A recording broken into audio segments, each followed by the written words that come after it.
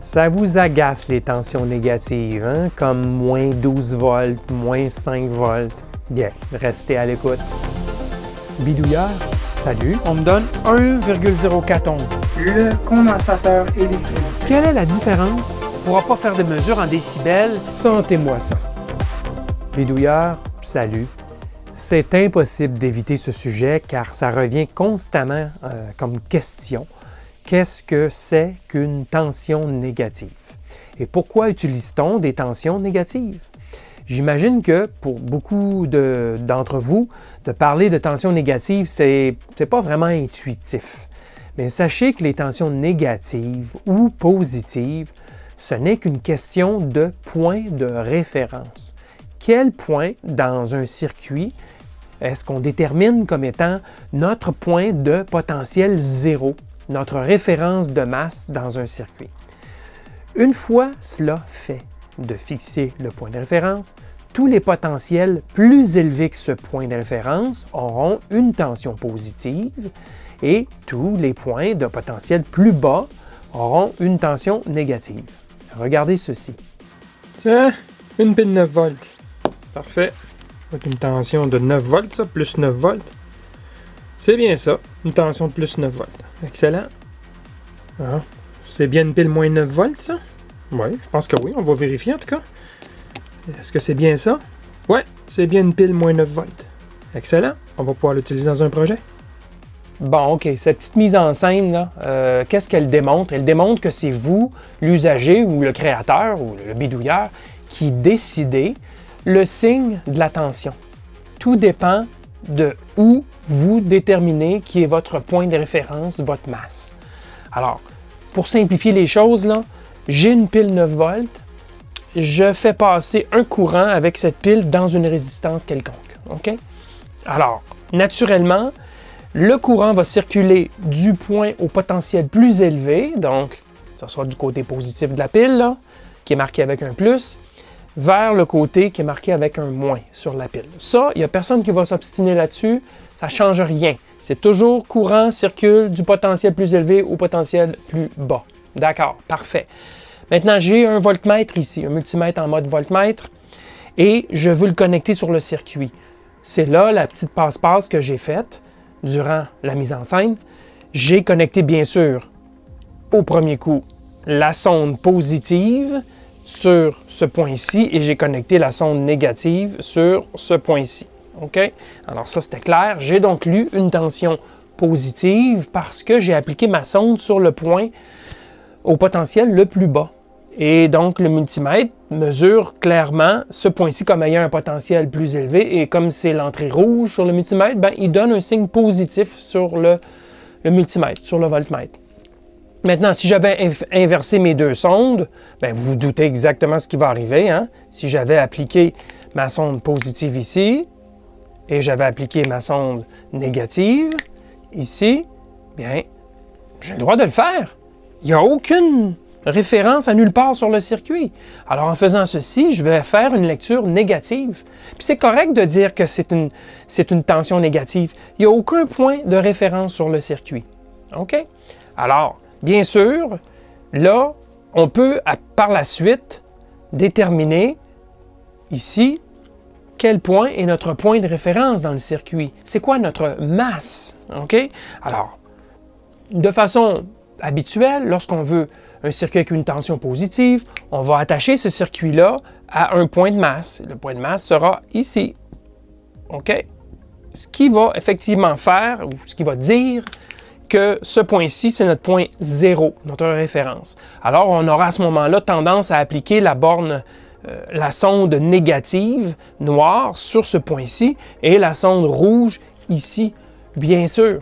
Là, on aura une lecture positive. Mais je pourrais très bien, tout aussi bien, appliquer mon point de masse en haut ici, plutôt. OK? Comme ça. À ce moment-ci, qu'est-ce qu'on aura? Bien, on aura une tension négative. Par référence, on aura une tension négative ici. Donc, on appliquera notre sonde noire ici, et je vais le faire, pourquoi pas. Appliquer la sonde noire ici, et on appliquera la sonde rouge ici. Ben oui, parce qu'on s'est dit, bon, mais c'est ici le point de masse. Alors, pourquoi utiliser la sonde rouge à cet endroit-ci? Bon, on va mettre la sonde noire, bien sûr, parce que c'est notre point de référence dans le circuit. OK? Alors, à ce moment-là, on va évidemment lire une tension négative. Mais on pourrait très bien inverser les sondes puis se dire, ouais, mais c'est parce que le point est là, mais j'ai mis les sondes à l'envers. Donc, c'est clairement une question de référence. OK?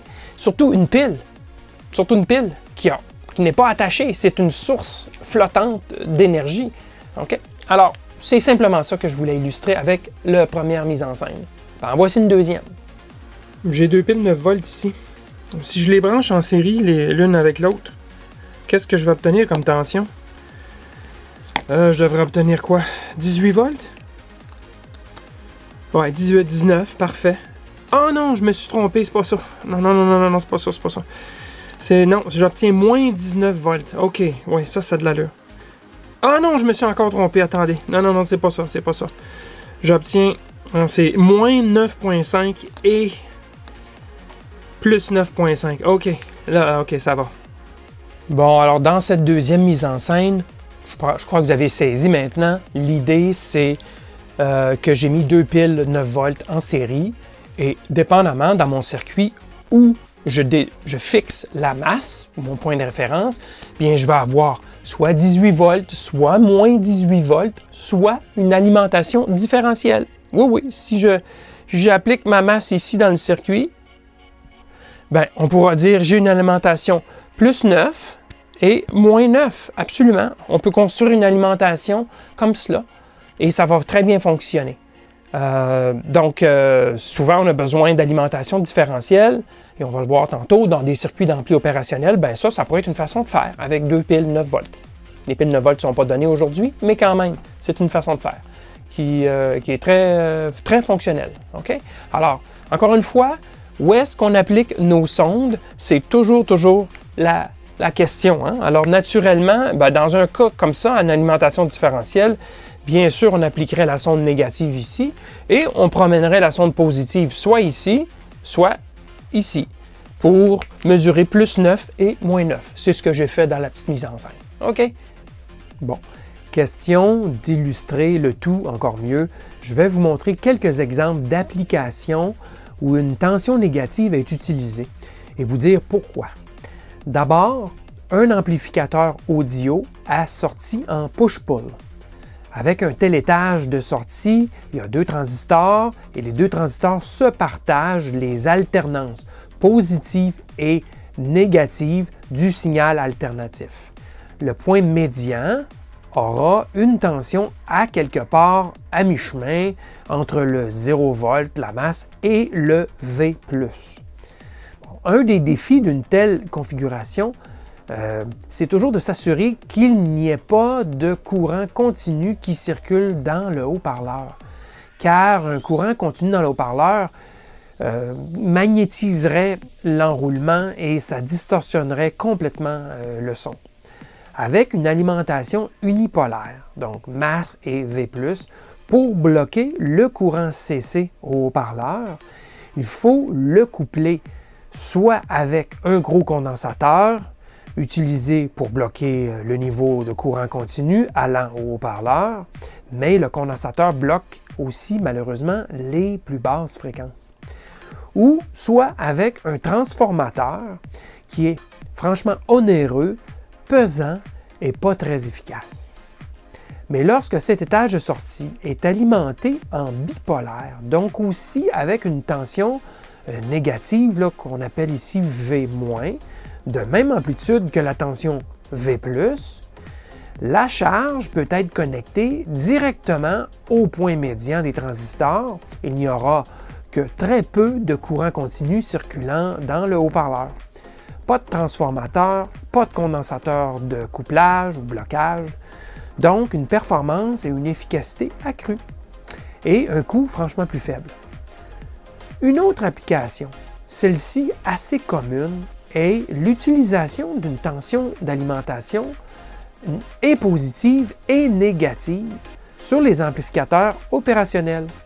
Une alimentation bipolaire, donc incluant une alimentation négative, facilite le couplage des différents étages d'ampli up dans un circuit quand les signaux sont centrés sur le 0 volt. Ça le facilite. Et que les gains sont aussi assez grands. Les signaux en courant alternatif, comme par exemple l'audio, en sont un bon exemple. On peut alors coupler un tel étage directement au suivant, un autre ampli opérationnel par exemple, car tous les étages auront une composante CC de 0 volt ou tout près. Dans le cas contraire, donc avec une alimentation unipolaire, il faut créer un décalage du point d'opération à l'aide, par exemple ici, de résistance en entrée. Ça crée un décalage de tension qui va être centré à quelque part à mi-chemin entre l'alimentation et la masse.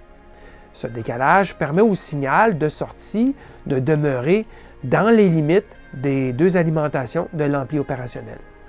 Cette tension en courant continu de décalage force aussi l'emploi de condensateurs de couplage, donc de blocage de courant continu, pour passer le signal audio entre les étages, mais pour ne pas que les tensions CC ne viennent tout bousiller la gamme d'opération des étages adjacents.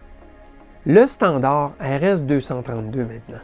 Ce vieux standard de communication a été inventé en 1962, alors que les terminaux électromécaniques et les tubes à vide étaient toujours en circulation.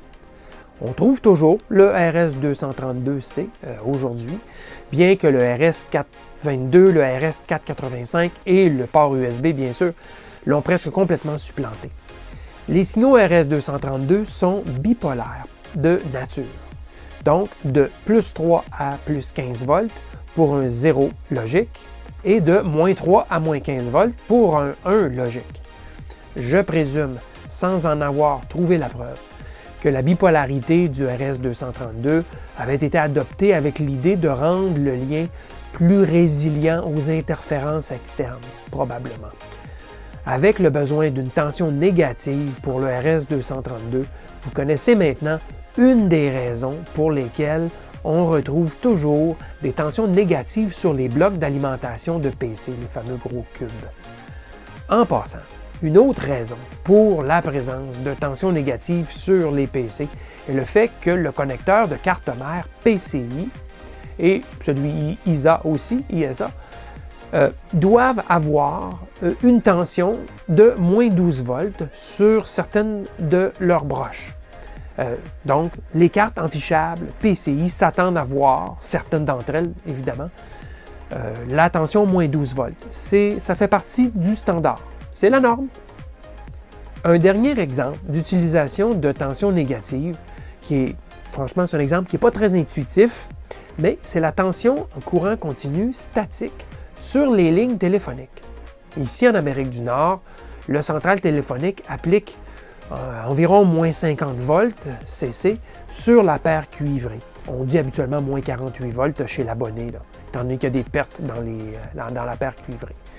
Cette tension négative évite que les fils de cuivre enfouis, ceux qui sont enfouis dans le sol, ne réagissent avec les minéraux et donc que les fils ne deviennent l'anode de la réaction électrochimique, ce qui grugerait littéralement le cuivre.